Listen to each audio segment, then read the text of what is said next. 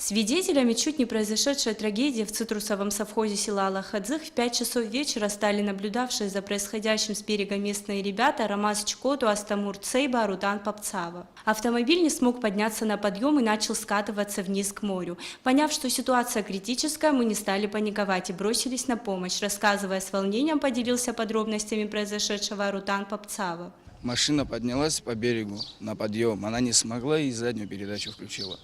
И заднюю передачу как включила, так по газам и поехала прямо в море. Да. А мы думали, хочет разгон взять, чтобы подняться. И так и в море заехал. И мы вот с ребятами, Чкоту, Арамазик, Астик Цейба, я, Арутан Папцава, вместе побежали. Быстро, там ребенок был маленький. Сразу нырнули в море, доставать начали. Пассажирское окно было открыто, оттуда начали вытаскивать.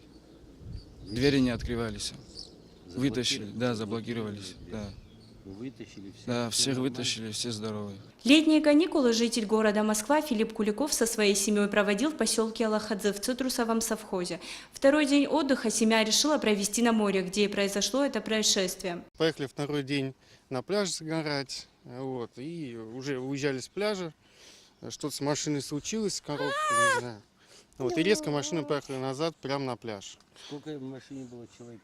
4 человека. Теща за рулем, я спереди, жена с ребенком на заднем сиденье были. Вот, машина резко скорость набрала, и прям буквально 4 секунды, и все, и мы уже были в воде. Слава богу, открылось это переднее окно, стекло, то есть оно, как бы еще работал аккумулятор. Стекло открылось, мне жена передала ребенка, вот, я его в окно выкинул, прыгнул за ним следом. Вот, все ребята, кто на пляже был, там вещи даже не раздеваясь, спрыгнули в воду, побежали нас спасать. Вот, я передал ребенка местному молодому человеку. Вот, сам побежал спасать жену с матерью. Двери не открывались, а теща у нас, как бы, она инвалид, у нее протез на ноге титановый. Вот, и она в ступоре, в шоке, она не вылезала, жена пыталась вытащить. Да, она была за рулем, жена пыталась ее вытащить, она ни в какую. Вот, в итоге ребята как-то открыли дверь, как-то тещу спасли, вытащили из машины, и буквально 2 минуты машина ушла в море. Все, под воду полностью.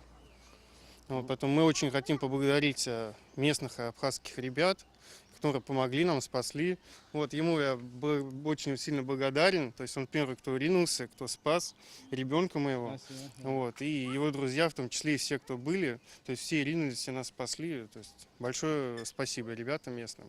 Для троих ребят 14 июня стал не совсем обычным днем, ведь в этот день они проявили отвагу, бдительность и правильные действия. Они не были награждены за свой героизм, но тем самым их поступок не становится менее значимым, ведь главная награда – благодарность тех, чью жизнь они спасли.